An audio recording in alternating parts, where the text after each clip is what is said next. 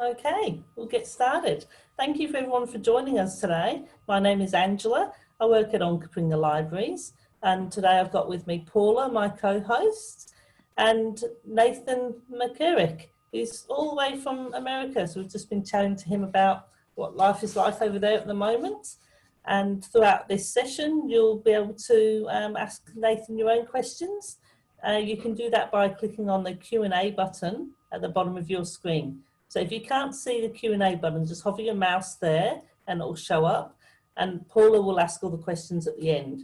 I've got a series of questions that I'll ask at the beginning. And yeah, so feel free to put your questions in the Q&A. I also, while I'm here, would like to thank Sophia, who's from Penguin Random House. She's given us this opportunity to chat with Nathan today, and also some other really cool authors over the last couple of months while we've all been learning how to use Zoom and do all the wonderful stuff we're doing online. I would also like to thank Dimmick's Bookshop at Glenelg, because they've been a really great supporter for us, and they stock all the books from all the authors we talk about and with. So they've got all Nathan's books, so you can order them from Dimmick's by popping in or ordering them online, as with a lot of other bookstores, as I have seen Nathan's books at a lot of places. And you can, of course, also put them on hold at your local library. You can do that by popping into the library or on online catalogue or over the phone. So there's lots of ways that you can get hold of this big tomb of a book. And I would like to say, you don't have to, like, if you only wanted to read this one, you don't have to read the other one, because it's got a really good introduction that gives you all the background for the first book, which is Nottingham. But obviously, if you're a completist like me, it is best to read both of them. So welcome, Nathan, all the way from, where are you in America? I'm in Southern California. Excellent. Is it warm over there? It is warm. Yeah, it's nice and comfortable still. We don't get cold until December at the earliest. Yeah, I never equate California with cold, so.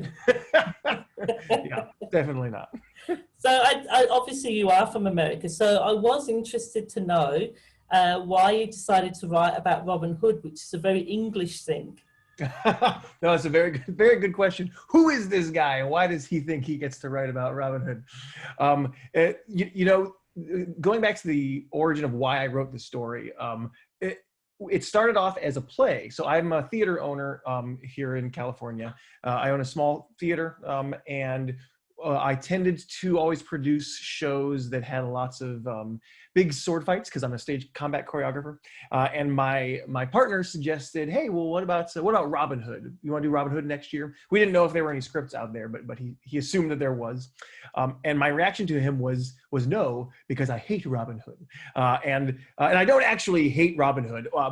Everything about Robin Hood I love. I love everything. I love, you know, swords and medieval castles and everything about it. But Robin Hood specifically has always kind of gotten my goat about having good guys and bad guys that are too good and too bad. And that's just, you know, it's kind of like a pet peeve I have, where I just don't like it when good guys are unbelievably good and when bad guys are so unnaturally evil that they just don't make sense. And so my theatrical partner just kind of challenged me and said, well, why don't you write your own version? So I did. And so at the time, you know, I wasn't thinking like that this was going to be anything larger than a play. So, I mean, our theater houses 60 people, you know, it's not a large house.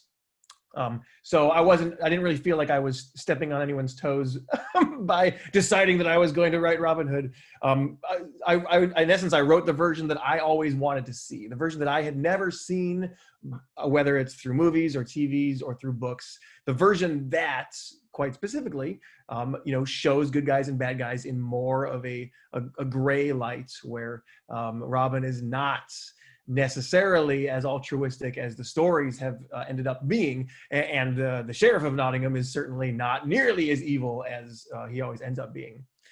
And so then when it was done, a lot of people said, hey, that was great. What are you going to do with it? What's the next step for the play? And you know, the more I thought about it, the more I realized that the correct medium for that story was a novel rather than the play. The play I loved, it went spectacularly, but in order for me to do everything I really wanted to do with attacking the tropes of Robin Hood and kind of dismantling it, I needed longer than 2.5 hours from what you could do on stage. And at that point, then I realized, yeah, I needed to be worth my own credentials. I couldn't just arbitrarily write what I wanted to write, so I had to get far deeper into my research. And so I've spent a couple times. I've been to Nottingham Castle several times now over the years. I've done as much research as I can. I've talked with some historians at length to help make sure I've got the details vaguely right, while I also simultaneously throw out other details because it's still historical fiction. But yeah, I do still worry. Hey. Is this California dude really the right guy to write Robin Hood? But the reason ultimately is that I'm not trying to approach it from the sense of view of this is my history. I don't come from Nottingham. I'm clearly not English. But I take it more from the perspective of someone who, as a modern devourer of media, wants to see that story told in a different way. I want to see more respect paid to the historical accuracy in some ways, because a lot of stories, a lot of retellings of Robin Hood just don't get close. And I wanted to see our more modern sensibilities as far as recognizing the empathy in our enemies to be present in the story. So it fell on my shoulders because I was the one who wanted to write it, and so that's how it happened. Was it hard to transform like the play into a book? Sure. Well, it's funny. I had no idea. So I'm still relatively new to being a published author. I did not do any research into what the publishing industry was before I wrote the book, which was a terrible idea. If anyone wants to be an author out there, don't do it. Don't do what I did. You should absolutely research the industry first, because I made a ton of mistakes.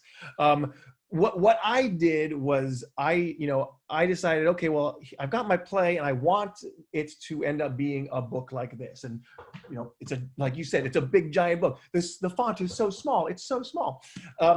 Because those are the kinds of books that I like to read. Like, I like to read, big, thick Game of Thrones style, bricks. That was a poor choice to do that, because it's really hard if you're trying to break in as a debut author. It's really hard to sell a book that is as long as my books are. There's recommendations you can find if you actually do the research about how long a book should be. My book is easily 3 times longer than what a debut author's book should probably be. So I know that I'm incredibly lucky to have gotten an editor and a publishing house interested and willing to believe in it, to push it past those boundaries, because that's a hard thing as a debut author, to get someone to really invest the time that it takes when you're not proven in any way whatsoever. So what I shouldn't have done from transferring it from the script to the book is I shouldn't have grown as large as I did. One of the things I wanted to do was I said, okay, well, I've got all my scenes, I've got the story, but I want to expand it much farther. I want to show so many other sides of this story that you can't really do on stage. I want to go to so many other geographical locations that weren't possible with the scenery on stage. And I mean, I think that it made the story more rich, but boy, did it give me some obstacles as far as trying to get it published along the way. But as far as the actual translation process was, it was actually kind of fun, because unlike a lot of authors, I had the benefit of already field testing the story. Like, I knew what worked. I knew the pacing that I wanted. I've already directed the show, so I get a sense of the emotions and the music in my head. So it allowed me in many ways to write it knowing what the end result was. And also with very specific actors in mind too. So it almost felt like I was cheating at times, where I was just retelling the story that I've already told, rather than even though it was still my story, rather than having to create them from scratch. So I noticed when I was looking you up on Google, as you do before you're interviewing someone, I noticed obviously you've got you're co-owner of a theatre, and you're a playwright and a director and all this cool stuff. When did you decide you wanted to become a writer? You know, um, I I I always loved reading. I actually wrote a book when I was in junior high, if I remember correctly. I wrote a full novel. It was very Dungeons and Dragonsy. It's definitely been lost to the ages, but I remember that it was 187 pages long. I remember being really proud about that because I was, 12 years old probably. So I've always been drawn towards books in every way. For a long time in my years after college, I worked with a company called the Imagination Machine, which was a company that took elementary school students' writings and turned them to life and put them on stage so that they could, a kindergartner could write a story and then see people act it out. And same deal that, it was very, I loved taking stories and bringing them to life. But I never really thought to myself that I could become a writer. I didn't know that that was a thing that was allowed. Like, I assumed one has to go to writer school for that, and that you have to then get a degree in being a writer, and you have to like becoming a doctor, right? I didn't really know that that was a thing that an average person could try to accomplish until I had a friend who did it. Like, I just had a friend who published a book, and I was like, I didn't know you could do that. And so I sat down with her and I picked her brain and I said, how do you, what's that like? And then once she described it to me, I said, okay, I think I might try this. It was still years and years of trying before there was anything even remotely resembling success. But a lot of it was just getting past the idea that you're allowed to. And that was a big block for me. I just never thought of it as a viable option because I didn't think that you could just choose to be an author. Now I got 2 books out. Yay! That's cool. Well, as I was talking to you earlier before we started the interview, I grew up in England. So I grew up with stories of Dick Turpin and King Arthur, Robin Hood, and all of these could be bad guys because what they were doing was bad. Yep. But I probably and a lot of other people romanticized those people and thought, oh, they're so cool. And I was actually quite shocked in your book when Robin Hood wasn't one person. So is this that you do obviously do a lot of research for your books? Do you believe that this may have been the case with Robin Hood? Well, so yeah, that's one of the interesting things about Robin Hood specifically is that we don't know A, if he was real, B, if he was who he was, right? There's a lot of different theories out there, whether he was the Earl of Huntingdon, whether he was just an average robber and anyone who got caught got slapped with the title of Robin Hood, whether there's any truth to the idea that he returned from the war, whether he knew King Richard. There's so many different theories about him. Which means that as soon as you decide to write a version of Robin Hood, you're already historically inaccurate. Like, you're already choosing to ignore certain things. So I had to be okay with that. One of the things that I really wanted to do was be respectful of history and be respectful of the folklore, but also try to integrate them both in a way that made sense to a modern audience. And in the first book, so the first book in Nottingham, it kind of follows what you might think of as the traditional Robin Hood story, where there is a Robin Hood, but we see him from different lights, we see him from different perspectives. Whereas in Lionhearts, even the title, the plural of Lionhearts is sort of inferring this theme of there being multiple people who could be Robin Hood. The idea that's, which is very true with historically, the idea that we don't know who it was means that anyone could have been him. And once he became a thing, once he became a story that people could tell, especially back then, who is to stop anyone from just putting on a hood and saying, well, I'm Robin Hood, and then doing things in Robin Hood's name, whether those are good things or bad things. And so that's a lot of what happens in Lionhearts. In some ways, I often describe it as into the Robinverse, because we're getting all those different types of manifestations of Robin Hood. We get someone who is kind of like an Errol Flynn version of Robin Hood, who's dashing and noble.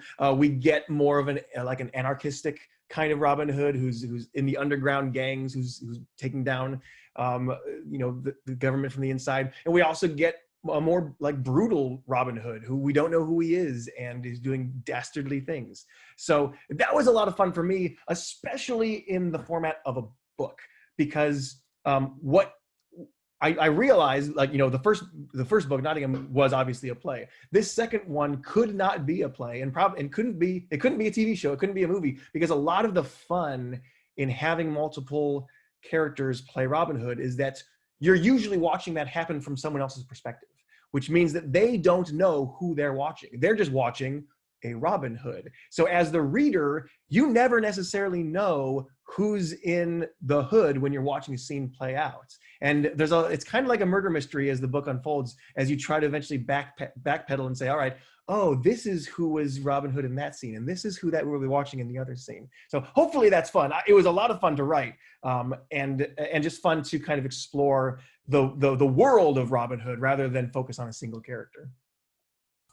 Yes. So do you think for the reader, it's harder for the reader to support the fight that Robin Hood, like what he stands for? Is it harder for the reader to support that when it's more than one character, especially because some of the characters are bad, if you want to say bad? And does the cause justify the end? And is this where all the good versus bad comes into play? Hopefully. Yeah. So, I mean, like I was talking, about earlier, about one of the things about not liking good guys and bad guys. One of the main things that I'm doing in both books is trying to present the bad side from a sympathetic point of view. And doing that means that you're also showing the good side from a non-sympathetic point of view, that you're seeing how the enemy is reacting to what you would think are the good guys. Thinking about what life would be like for the sheriff or from the guard's point of view in Nottingham Castle, when you've got this band of, they call themselves merry men, but what are they doing? They're going around to the villages. They are giving out free coin. They are buying people's sympathies in exchange for to keep their secrets, so that the people are no longer coming to the city. They're no longer investing in the economy of the city. They're no longer coming to the guard for protection of this. It's in some way radicalizing the peasants against the government. And those strict facts, that sounds like terrorism. And in many ways, if you're looking at it from an earnest point of view from within Nottingham Castle, that's what they are. And hopefully, talking about that lets you then wonder from when you go back to the merry men perspective, like, oh, is this the right thing? Is this really helpful what they're doing, or is this the wrong choice? I make a lot of arguments trying to see both sides of this, assuming that the sheriff is not the evil creature that we have all assumed he is to be. Now, in reality, was he probably terrible? Yeah, he was probably terrible. Yes, I have no doubt that in real life, the sheriff of Nottingham, and probably any public official at that time, was probably just wretched and corrupt. I'm sure that's true. But that, for the sake of exploring modern themes, let's assume that he wasn't. And watching him trying to deal with people who are now fighting against their own city, and him trying to protect them against what he sees as them being pulled away from the good intentions of the city is, hopefully is very compelling. And same thing with Robin Hood and all the different incarnations of him in Lionheart specifically. Whose side are you on? Hopefully both everyone's side and nobody's side. That's kind of my goal, is that you see everyone's point of view and that you can recognize what their intentions are, but seeing it from someone else's perspective also makes you realize that there are better ways to do it. That's true about the world. That's kind of what I'm hoping people see, especially these days. I mean, here in the States, it's, you know, the polarization of ideologies is worse than ever. And I just want people to open their eyes and realize that the person that you're fighting against probably has legitimate reasons for feeling the way they do. And that's what I'm hoping to accomplish with both books. Yes, I think you did accomplish that. I thought it was interesting that you often had the viewpoint of other people. So you, like Quill, the one of the soldiers, and Maid Marian, and so you had lots of different viewpoints. So even though the book's about Robin Hood, I didn't feel that Robin Hood was always the main character, which is quite interesting concept. In like most books have the hero or the villain, and they stay pretty consistent the whole way through. But there was like you quite liked one of your characters, and it's like something bad happened, and then you're like, oh, do I like them? Or so all the characters had like a main role at some point in the book, which was quite good. But did you find that difficult when you were writing it? Did you like not to trip yourself up with something one of the other characters may have seen and you've spoken about, and then you've gone to a different viewpoint? Was that did you have to reread your books multiple times so you didn't forget where you were? The bigger problem in trying to remember things is when you start once you start editing and changing things, then you're like, wait, which version? What did he say in this version I'm working on? The fun thing that I found from working from the multiple perspectives was that I always ended up being on the side of the character that I was currently writing. So if I'm working on you know, like you said, Marian's chapter, when I'm working on her chapter, I genuinely start to like hate the people that she hates and think that they're the worst. And then when I have to go and write from their perspective, I'm like, no, I hate that person. How can I write from their perspective? So that was hard to constantly remind myself to make sure that's, you know, that you really are feeling from that person's point of view. And especially, you know, when you're writing a scene, like a dialogue scene with let's say, you know, Maid Marian versus like if it was an evil sheriff. It's so tempting in that dialogue to make the sheriff's dialogue incredibly sarcastic and evil because that's what you feel like he should be from her perspective. But then I know I have to justify that. When I'm over in his shoes, like he's not like that. So everything has to be tempered with the idea that they do believe what they are saying. Yeah, it's tricky to write a bunch of good guys at the same time, because that's how I approach it. Is that everyone is the good guy. There's the same thing with the play. When we were working on the play, every single actor, I told them, listen, you're the main character of this story. You're the good guy. Even the evil captain of the guard, you're the good guy. That's how you have to approach it. Because if you don't, then you're back to that mustache twirling villain that is just unrealistic. So in the same way of, you know, you mentioned that Robin is not necessarily the main character. He shouldn't be, because everyone is their own main character. Everyone thinks from their perspective that they are well, whether or not they're the most important character, at least they're their own character, right? When the first draft that I did of the book actually changed different point of view character with every chapter, which meant that we never repeated anyone. So it was like 30 different characters, and only one chapter was actually from Robin's perspective. And that was, I did that specifically because I wanted to stress the fact that Robin is just part of the story, and the real story is all of the people around him and how they are affected and contribute or choose not to contribute to his story along the way. Obviously, it, you know, eventually got edited. You know, we still have both books have about 6 repeating main characters, so we do still see a lot of different perspectives. But Robin is, you know, one of them, especially in the first book. But it's still the same idea. That's yes, Robin Hood is he's kind of the magnetizing pole that the story revolves around, but we know the Robin Hood story. I'm more interested in the realistic repercussions of everyone else in the concentric circles that is Robin Hood's mythos.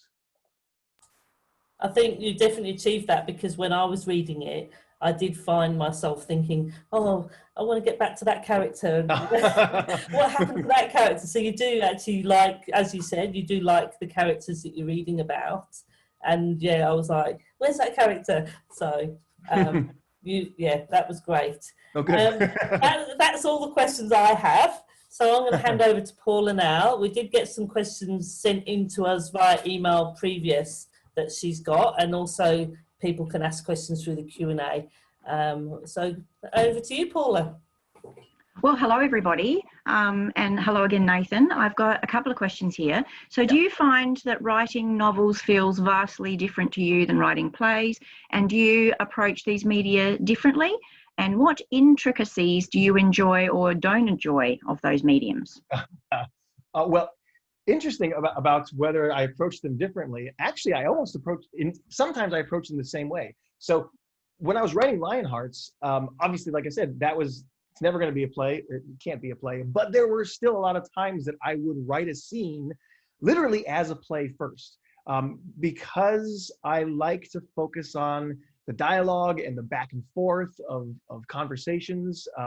So, you know, I would see a scene that I'm going to write in this chapter, and I'd say, okay, well, let me write that as a stage play first, and then once it's done, once I can kind of nuance the repartee, then I'll say, okay, let me you know, reverse engineer this and turn this into an actual scene for a book. So in some ways, I think my theatricality is definitely still influencing the way that I write novels, because I'm thinking in the ways that I want to see that unfold on stage, which also means that I'm usually writing kind of linearly. A scene will take place in real time, so I can get all the conversation. I don't do a ton of like jumping back and forth into the future, just because I want to imagine it the way that it would play out on stage. As far as limitations of things I do or don't enjoy of each medium, you know, the things that were difficult about writing for the stage is that everything you write has to be producible. Whereas when you write a novel, you can write anything. You know, Lionhearts, the scope of Lionhearts is just so much more epic than Nottingham was, because Nottingham, you know, had to take place with actors on a stage in locations, whereas Lionhearts, I could be more free with the number of settings, with the type of things that happen. Like, I don't necessarily want to do big spoilers, but you know, one of the main events of Lionhearts follows a siege of a castle that actually took place. And I can't do that on stage unless you pull the old Shakespeare trick of having all the actors run off stage and then they run back on for one little quick, you know, where they're talking to their general and then they run off stage again and then there's more battle sounds. It's hard to do a big war on stage. So I was really happy that I didn't have that limitation going into Lionhearts, because I got to do bigger events. More dramatic, you know, not necessarily more dramatic events, but literally larger set pieces. Did I answer? I think it was a multiple Yeah, I think so. Question, yeah, triple barreled question. Another question here. Did you have a favorite character that you wrote? I mean, kind of like I said, my favorite was always the one that I was currently writing. So that's kind of a cop-out. If I had to pick, I think my favorite character to write is Prince John. So he only had one chapter in the first book. He's got, I think, maybe 5 or 6 chapters in the second book. And if there's a third book, he'll actually be one of the main characters. Hopefully, I'm still crossing my fingers to find out whether or not we get a green light on the third book. He is fun because he's just kind of irreverent. He doesn't respect a lot of things, but he's just kind of like a playboy, and that I get to have a lot of fun with the way that he deals with his own internal narration. Is just very playful and condescending and rude, that you don't get to do a lot in the other chapters, because the other characters have to be more serious. When I was approaching Prince John and King Richard, again, same idea, wanting to pull back on the idea that bad characters are bad and good characters are good. Most people, you know, you hear the word Richard the Lionheart and you think, that must have been, he was probably a pretty cool king. Reality is, no, he was not. He was not a good king. He was awful. He spent like 2 like 2 months in England in the entire time of his reign. He very likely did not speak English. That's by all accounts. But he gets the moniker of Lionhearts, and all of a sudden people think he's great. Maybe that's more of an American idea than English. I know that here, if I ask around, people just assume that he's a fantastic king.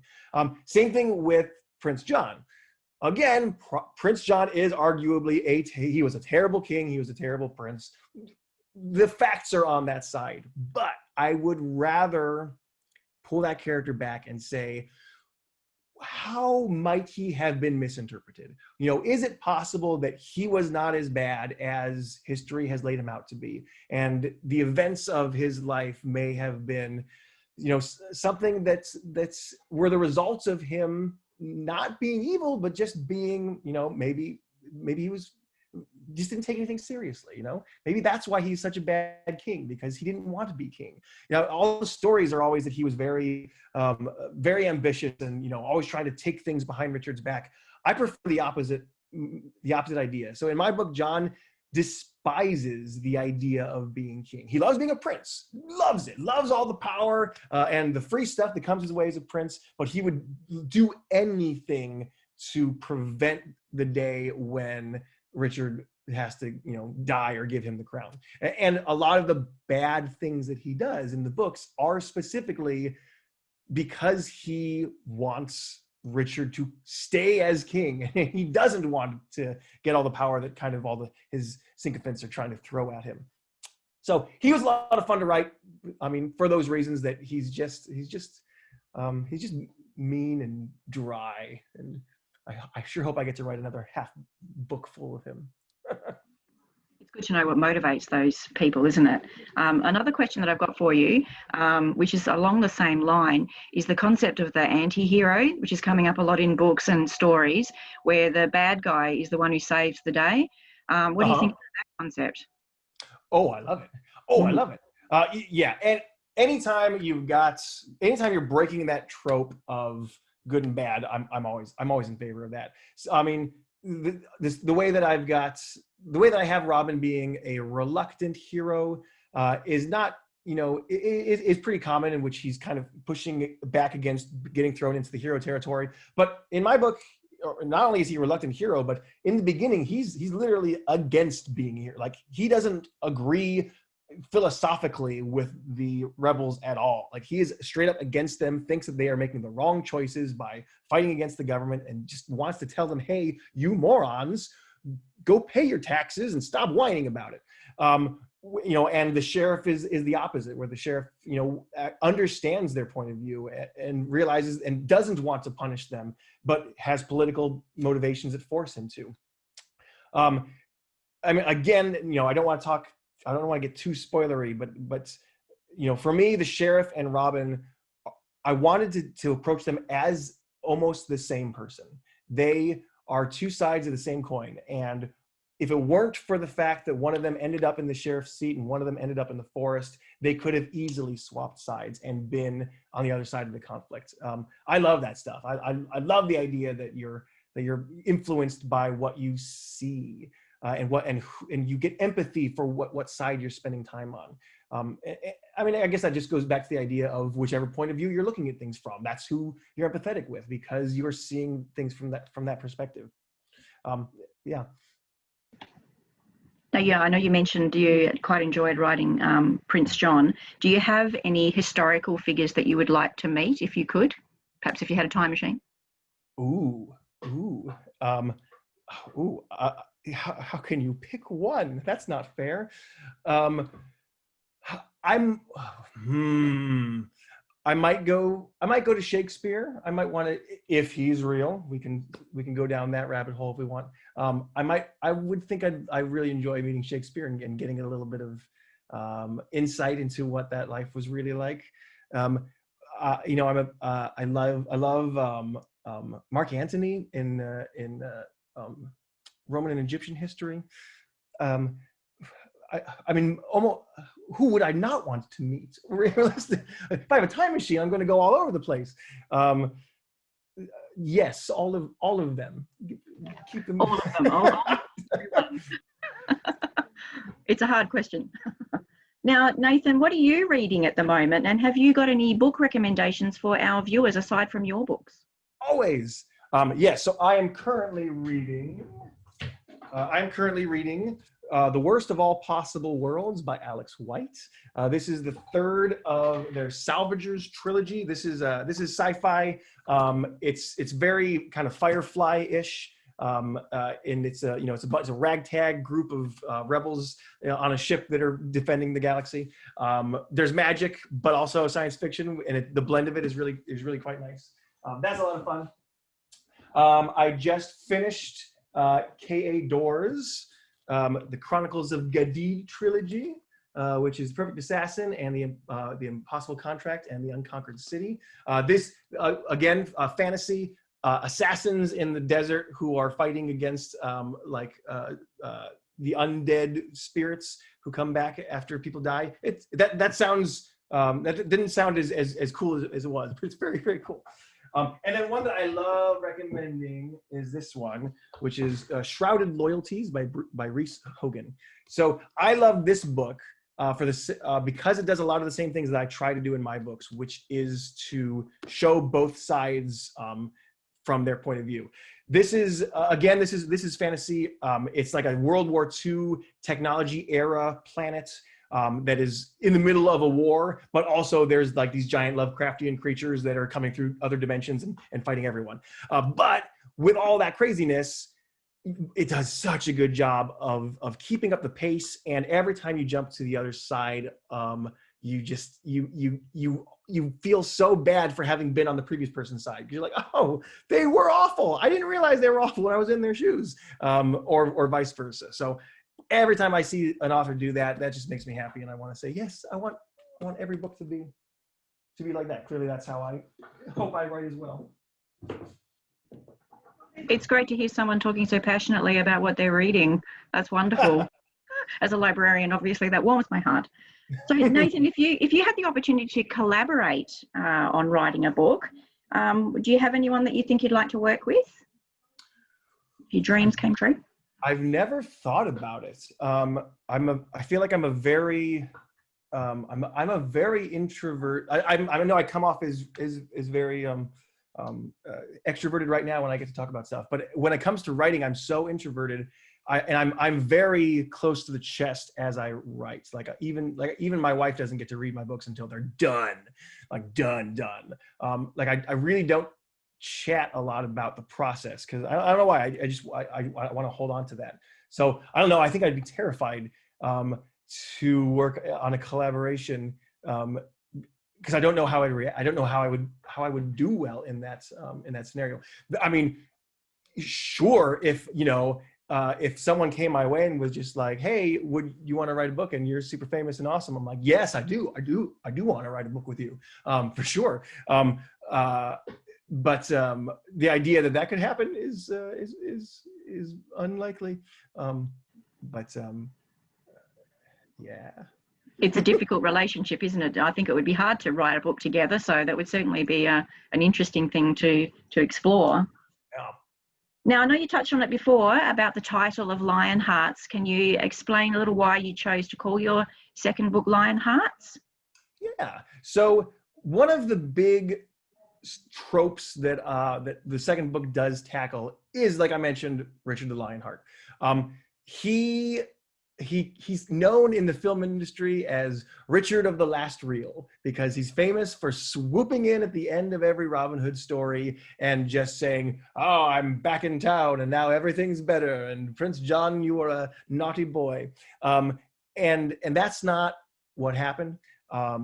The siege that I mentioned earlier, that's what happened when King Richard returned after his captivity in the Third Crusade, and it was violence, and we never see that. Usually, we just see this glorious sun shining in his war crown, coming back home, and everything is made better. So he's one of the big tentpole events that happens in the second book, which is his return and what historically happened during his return. So clearly there's a theme of Lionheart there, but stronger than that is the pluralization of Lionhearts. It's not about him. He's not the main character in any way, shape, or form, but the idea of someone calling themselves a Lionheart that's a theme that comes back a lot. What does it take for someone to just decide that they can be named Lionheart? How did he get the name Lionheart? And what are those feelings in a person, and what do they drive them to do? So there's a lot of people in the book that in one way or another think of themselves as lion-hearted as King Richard was. And it's the same mentality of, who does it take to take on the hood of Robin? When do you step up? When do you see a problem and decide that, oh, I guess I'm the person that has to actually deal with this? That happens a lot too in the book, where there's, everyone kind of wants to be a passenger in life until they're forced into something better. And some people step up and some people don't. And the idea that anyone could be a Lionheart, and everyone has the potential to be a Lionheart, is there. And then about halfway through the book, you get an entirely different definition of what Lionheart could mean that hopefully makes you close the book again and go, oh no, I had the entirely wrong idea about all of this. Hopefully crossing the fingers on that. Well, everyone will have to go and read it and find out now. So, Nathan, what's next for you? I finished another book. It's with my agent right now, and we're kind of seeing who's interested in it. Literally, I just gave it to him this week. It's a science fiction fantasy. I can't talk too much about it, but it does continue the theme of what I like to do of deconstructing famous stories. So taking a famous story or a famous genre and breaking it apart and saying, why do you like this? This doesn't make sense. This has never made sense to anyone. And then rebuilding it in a different manner. So hopefully I get to talk about that soon. I don't know, fingers crossed.